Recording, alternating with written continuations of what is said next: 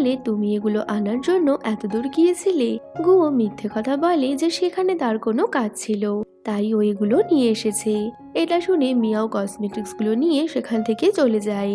এরপর Miao swimming পুলে যখন লাইভ স্ট্রিমিং করছিল, গুয়ো সেখান দিয়েই যাচ্ছিল। আর মিয়াওকে দেখে গুয়ো ওখানেই থেমে যায়। মিয়াও লাইভ স্ট্রিমিং এ বিজি ছিল, আর গুয়ো দূর থেকে ওকে দেখে স্মাইল করছে। এরপর মিয়াও জলে ডুব দেয়, কিন্তু অনেকক্ষণ হয়ে যাওয়ার পরেও ও বাইরে না আসায় গুয়ো ওর জন্য টেনশন করছিল, যে কারণে ও কিছু না ভেবেই জলে ঝাঁপ দেয়। গুয়ো মিয়াওকে বলে তুমি কি ঠিক আছো? মিয়াও বলে আমি তো লাইভ স্ট্রিমিং করছিলাম, আর এটা তো আমার অভ্যাস আছে, তুমি কেন এখানে এসেছো? এতে গুয়াও বলে তুমি তো আমাকে ভয় পাই দিয়েছিলে।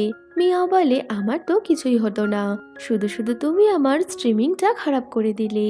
এই বলে ওরা জল থেকে উঠে আসে, কিন্তু গুয়ো ঠান্ডায় কাঁপছিল, যা দেখে মিয়াও নিজের টাওয়েলটা ওকে দিয়ে চলে যায়। পরের দিন চেন মিয়া জং ডেটে যায়। সারাদিন ঘোরাঘুরি করে ওরা যখন বাড়ি ফিরে আসে, তখন জং এর একটু রোম্যান্স করার ইচ্ছে হচ্ছিল, তাই ও চেনমিকে আটকে ওকে কিস করতে যাবে, তখনই লুসি সেখানে চলে আসে। ফলে জং আর তখন চেনমিকে কিস করতে পারে না। এরপর চেনমি লুসির সাথে রুমে চলে যায়। ঘুমানোর আগে চেনমি জংকে মেসেজ করে বলে কালকে আমরা মুভি দেখতে যাব। এটা শুনে জং তো অনেক খুশি হয়ে যায়। ওদিকে মিয়াও আর গুয়োর সম্পর্কটা একটু ভালো হয়েছে। তারা দুজন বসে একসাথে খাবার খাচ্ছিল। মিয়াও বলে একজন লেখককে আমি পছন্দ করি, আর এখন সে আমাকে মেসেজ করে বলছে সে আমার লাইভটা প্রমোট করবে, তাই আমি আজ অনেক খুশি। আসলে সেই লেখক আর অন্য কেউ নয়, গুয়ো। এরপর রাতে জং আর চেনমি ভূতের মুভি দেখতে এসেছে। জং ভেবেছিল চেনমি হয়তো ভূতের ভয়ে ওকে জড়িয়ে ধরবে, কিন্তু চেনমি তো ভয়ই পায় না, যা দেখে জং ভয় পাওয়ার নাটক করে চেনমিকে জড়িয়ে ধরে। আর চেনমিও জং ভয় পাচ্ছে দেখে ওকে সামলায়। এতে ওরা দুজন অনেকটাই ক্লোজ চলে আসে, যে কারণে জং চেনমিকে কিস করে নেয়। পরের দিন ওরা সবাই মিলে লুসিকে সান্ত্বনা দিচ্ছিল, কারণ তার ব্রেকআপ হয়ে গেছে। এতে মিয়াও তো অনেকটাই খুশি হয়ে যায়, কারণ ওদের মধ্যে মিয়াও সিঙ্গেল ছিল, আর এখন লুসিও সিঙ্গেল। তো মিয়াও আনন্দে হাত তুললে তখনই গুয়োর হাতে থাকা খাবারটা মিয়াওয়ের মাথায় পড়ে। এতে তো মিয়াও চিৎকার করে পুরো ক্যান্টিন মাথায় তুলে নেয়, কারণ আমরা আগেও দেখেছি মিয়াও ওর চুল নিয়ে অনেক কনসাস। তো গুয়োর হাত থেকে মিয়াওয়ের মাথায় খাবার পড়ে যাওয়ায় বেচারা গুয়োর তো অবস্থা পুরোই খারাপ। ও তো ভাবছে মিয়াও এবার ওকে শেষই করে ফেলবে। ওদিকে জংয়ের কাছে জিয়া নামে একটা মেয়ের ফোন আসে, যে বলে তুমি কি আমাকে চিনতে পেরেছো? আমি তোমার খোঁজে দুবার স্কুলে গিয়েছিলাম, কিন্তু চেনমি আমায় বলেছে তুমি নাকি স্কুল থেকে ট্রান্সফার নিয়ে নিয়েছো। জং বলে তুমি এখন কোথায় আছো? জিয়া বলে আমি তোমার স্কুলের বাইরে। জং মাস্ক পরে জিয়ার সাথে দেখা করতে যায়। এদিকে মিয়াও যখন লাইব্রেরিতে ছিল, তখন সে দেখে গুয়ো তার দিকে এক দৃষ্টিতে তাকিয়ে আছে। গুয়ো যখন দেখে মিয়াও তাকে দেখছে, তখন সে ভয় ওখান থেকে চলে যায়, কারণ সে এখনো সেদিনের ঘটনার জন্য মিয়াওয়ের থেকে দূরে দূরে থাকছে। অন্যদিকে চেনমির কাছে একটা এসএমএস আসে, যা দেখে ও একটু স্যাড হয়ে যায়। আর আমাদের হাই স্কুলের কিছু সিন দেখানো হয়, যেখানে জিয়া হাই স্কুলে এসে চেনমির কাছে জিজ্ঞেস করে জং এর টেবিল কোনটা। এরপর জিয়া জং এর নোটবুকে কিছু একটা লিখে সেখান থেকে চলে যায়। সিন চলে আসে প্রেজেন্টে, যেখানে চেনমি এই কথাগুলো ভেবে আপসেট হয়ে পড়ে। এরপর চেনমি যখন ওয়াশরুমে যায়, তার মনে হচ্ছিল কেউ যেন ওকে ফলো করছে। তখন চেনমি ভুল করে বয়েজ টয়লেটে চলে যায়। চেনমি যখন বুঝতে পারে ও বয়েজ টয়লেটে ঢুকে পড়েছে, তখনও লজ্জায় দৌড়ে পালায়। এরপর জংকে দেখানো হয়, যেখানে চেনজি জংকে ছেড়ে দিয়েছে, কারণ সে ভালো মতো কিস করতে পারে না। এটা শুনে জংটা খুব রেগে যায়। পরের দিন কলেজে এটা নিয়ে কথা হচ্ছিল, তখনই চেনজি জংয়ের রুমমেটকে বলে তুই আবারও এইসব ছড়াচ্ছিস, কিন্তু ও এবার কিছুই করেনি। তখনই ওখানে গুয়ো যাচ্ছিল। চেনমি গুয়োকে ডাক দিলে গুয়ো তো মিয়াওকে দেখতে পেয়ে সেদিনের কথা ভেবে ভয়তে ওখান থেকে পালিয়ে যায়। এরপর গুয়ো মিয়াওয়ের লাইভ স্ট্রিমিং দেখতে নিজের গেট আপ চেঞ্জ করে গিয়েছিল, যেন মিয়াও তাকে চিনতে না পারে। তো মিয়াও একটা কেকের রিভিউ দিতে গিয়ে কান্না করছিল, কারণ কেকটার পেছনে তার অনেক গল্প রয়েছে, যা মনে করে চেনমিও কান্না করে ফেলে। গুয়োর কান্না সহ্য করতে না পেরে ওর কাছে এসে রুমালটা দেয়। তখনই মিয়াওয়ের চুলে কেক লেগেছিল, যা দেখে গুয়ো তা পরিষ্কার করে দিলে মিয়াও তার দিকে তাকায়। তো গুয়ো তো আবারও ভয় পেয়ে যায়, কিন্তু মিয়াও ওকে আর কিছু বলে না।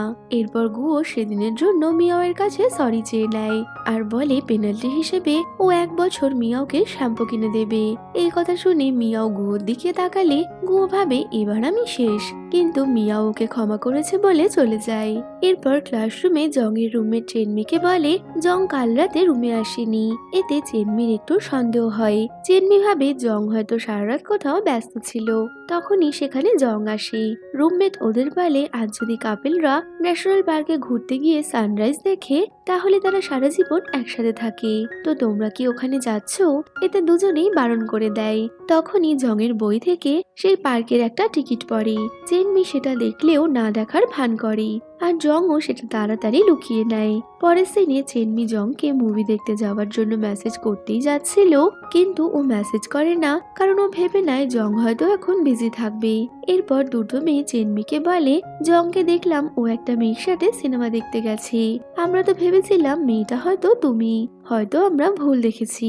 এই বলে মেয়েরা চলে যায়। চেনমি বুঝতে পারে জং অন্য একটা মেয়ের সাথে সিনেমা দেখতে গেছে। এই ভেবে সে অনেক কষ্ট পায়। এদিকে জং তখন জিয়ার সাথে ছিল। ও জিয়াকে বলে আমি তোমার কথা মতো তোমাকে সানরাইজ দেখাতে নিয়ে গেলাম, তোমাকে মুভি দেখাতেও নিয়ে গেলাম, এখন তুমি আর কি চাও? জিয়া জংকে ওর জন্য কিছু খাবার নিয়ে আসতে বলে। তো জং সেখান থেকে চলে গেলে এর মধ্যেই চেনমি জংকে কল করলে জিয়া জংয়ের ফোনটা রিসিভ করে আর বলে দেয় জং এখন ব্যস্ত আছে। এই বলে ও ফোনটা কেটে দেয়। আর এই কথা শুনে চেনমি অনেক কষ্ট পায়। পরের দিন থেকে ওদের গরমের ছুটি পড়ে গেছে। তো একে একে ওরা সবাই বাড়ি চলে যায়, কিন্তু চেনমি সেখানেই বসে জংয়ের জন্য অপেক্ষা করছে। একটু পরেই জং ওকে মেসেজ করলে চেনমি তাড়াতাড়ি নিচে আসে। ও জংকে বলে তুমি কি এতক্ষণ জিয়ার সাথে ছিলে? জিয়ার নাম শুনে জং তো অবাক হয়ে গেছিল। জংকে দেখে চেনমি বুঝে যায় ও ঠিক কথাই বলেছে যে জং এতক্ষণ জিয়ার সাথে ছিল। চেনমি রাগ করে সেখান থেকে চলে যাচ্ছিল, তখনই জং ওকে আটকায়। তো চেনমি বলে তুমি তো এখন সবকিছুই জেনে গেছো যে ছোটবেলায় যে মেয়েটা তোমাকে বলি হওয়া থেকে আটকেছিল সেটা জিয়া ছিল, ওই তোমাকে সাহায্য করেছিল। আমি তোমাকে হারিয়ে ফেলবো ভেবে সত্যি কথাটা তোমাকে বলিনি। এখন তুমি নিজেই সব জেনে গেছো, তাই তুমি এখন জিয়ার সাথে ডেট করো। তোমাদের আর লুকিয়ে লুকিয়ে ডেট করতে হবে না, আমি তোমার লাইফ থেকে সরে গেলাম। এই বলে চেনমি যখন সেখান থেকে চলে যাচ্ছিল, জং ওকে আটকে বলে তুমি যদি আবারও আমার সাথে ব্রেকআপ করো তাহলে আমি আর তোমার কাছে ফিরে আসবো না। কিন্তু এই কথা শোনার পরেও চেনমি জংয়ের হাত ছাড়িয়ে ওখান থেকে কাঁদতে কাঁদতে চলে যায়। আর বেচারা জং ও মনের দুঃখে ওখানেই দাঁড়িয়ে থাকে।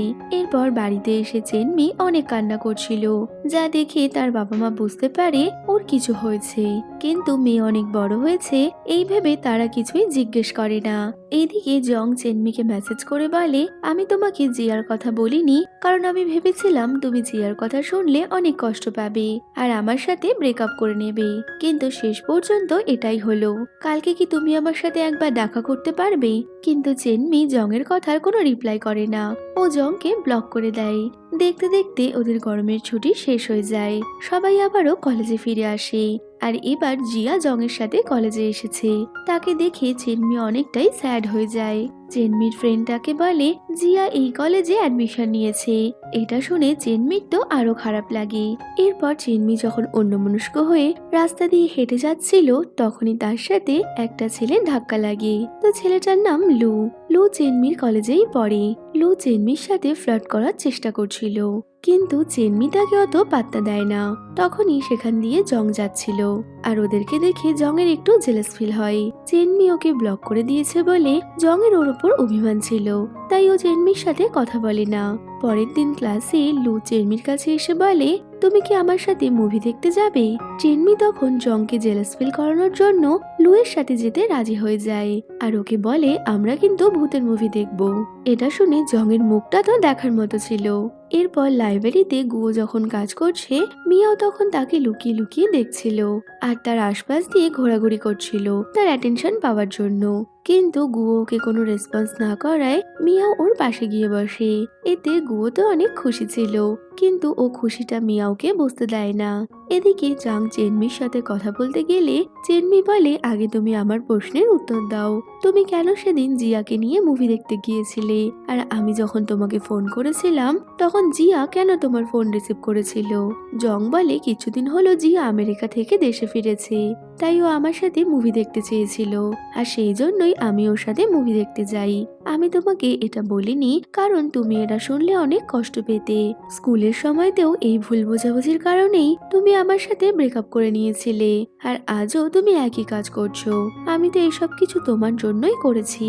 চেনমি তখন বলে, তুমি আমার জন্য জিয়ার সাথে ডেটে গিয়েছিলে? ঠিক আছে, তাহলে তুমি ওর সাথেই থাকো। এই বলে চেনমি ওখান থেকে চলে যায়। এরপর জিয়া জং এর কাছে আসে, তো জং ওকে দেখে একটু বিরক্ত হলে জিয়া বলে, আমরা কি ডেট করতে পারি? জং বলে দেয়, আমার অলরেডি গার্লফ্রেন্ড আছে, আর আমি চেনমিকে অনেক ভালোবাসি।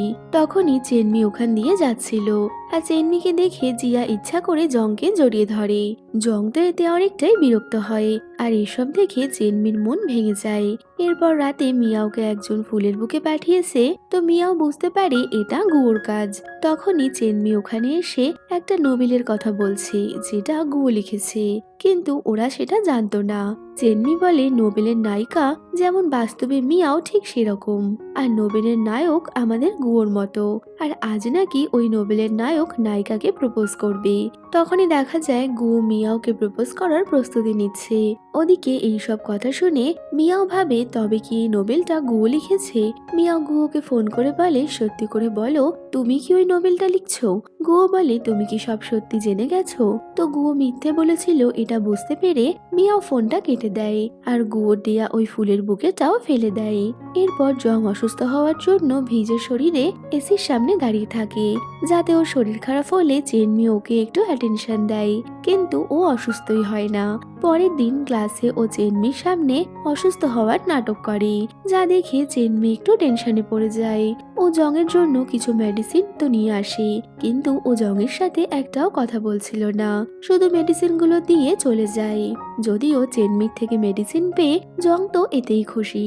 জং ভাবে, চেনমি আমাকে এখনো ভালোবাসে।